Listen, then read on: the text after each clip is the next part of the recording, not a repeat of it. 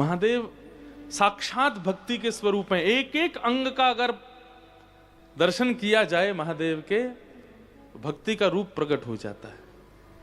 गले में किसको धारण करते हैं? सर्प। सर्प की 2 जिह्वा हैं। और आपको पता है सर्प के जो इष्ट हैं उनका नाम क्या है? बताओ। आदि सर्प, उसका नाम क्या है? सबको पता है, शेषनाग। कौन है? शेषनाग। उनका नाम शेष क्यों है? कभी विचार किया? शेष किसको कहते हैं? सब पूर्ण हो जाने के बाद जो रह जाए उसको शेष कहते हैं। शेष नाग की एक विशेषता है कि उनसे बड़ा नाम जापक दुनिया में कोई नहीं है। अपने 1000 फणों से, और 1000 फणों में 2-2 जिह्वा, तो 2000 जिह्वा से नित्य भगवान का सहस्त्र नाम करते हैं, नित्य भगवान के नाम गाते हैं। और उनकी विशेषता इसलिए उनको शेष कहा जाता है कि वो आज जो सहस्त्र नाम गाए कल एक भी रिपीट नहीं होगा। कल नए सहस्त्र नाम गाएंगे, परसों नए सहस्त्र नाम। मतलब पूरी दुनिया जितने भगवान के नाम गाती है, उनके बाद जो शेष रह जाते हैं उनको जो गाता है वो है शेषनाग। अपनी 2-2 जिह्वाओं से, मतलब 2000 जिह्वा से भगवान नाम गाते हैं। ऐसे भगवान नाम गाने वाले को जैसे ही महादेव ने देखा, महादेव के तो नेत्र सजल हो गए। भैया तोते बढ़िया, हमको भक्त नहीं मिले, आजा गले में बैठ, हमारे यहीं विराजो रहे, ताकि तेरे हमारे संस्पर्श से, सत्संग किसको कहते हैं? सद व्यक्ति का संग। तो महादेव नाग का संग क्यों करते हैं? बोले इसके संग से हमारा नाम जब भी बनेगा, इसलिए गले में सर्प धारण करते हैं। महादेव अद्भुत है।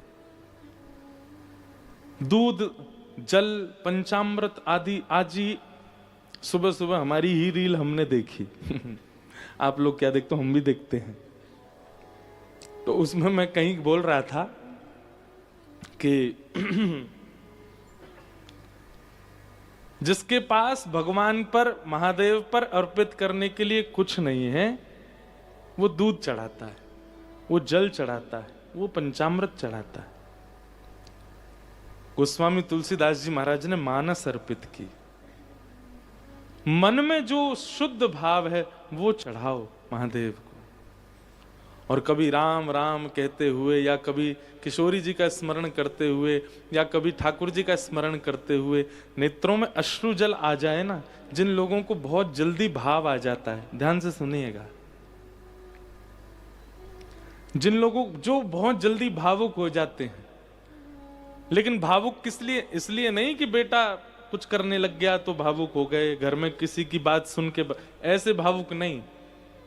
ठाकुर जी को याद करके भावुक हो गए, वृंदावन को याद करके भावुक हो गए, कोई ठाकुर जी की लीला चरित्र सुनकर के भावुक हो गए, तुरंत जाइए पास के कहीं शिवालय में, और अगर घर में ही महादेव विराज रहे हो तो उनके सन्मुख, और यदि आप कर सको और याद कीजिए वृंदावन को, और महादेव के सन्मुख जाकर के आने दीजिए उन नीरों को नेत्रों से, और उसका अभिषेक कीजिए महादेव को। देखिए, आप किसी से मिलन के विरह में हैं, जिससे मिलन के विरह में हैं, उसका कोई सगा आपके विरह को देखेगा तो उसको जाके बोलेगा, ए भाई वो तुम्हारी कितनी याद में तड़प रहे हैं, तुम जाओ ना, मिलते क्यों नहीं उससे। महादेव को यदि आपके विरह का एक अश्रु बिंदु भी अर्पित हुआ तो महादेव जाएंगे ठाकुर जी के पास, बोले पूरे दिन बैठे रहो, बंसी बजाओ हैं, कछुत करो धरो ना, देखो दिल्ली में वो कितनो रो रो तुम्हारी याद में, चलो वाकु दर्शन दो अपने कभी। और मेरी बात को आप कोई प्रकाशित मत कीजिएगा, इसकी वीडियो फोटो मत बनाइएगा, अपने हैं वीडियो बना रहे हैं ना, आंसू आ रहे हैं आंख से, नहीं, ये सब नहीं कीजिएगा, ये अंतरंग भाव है।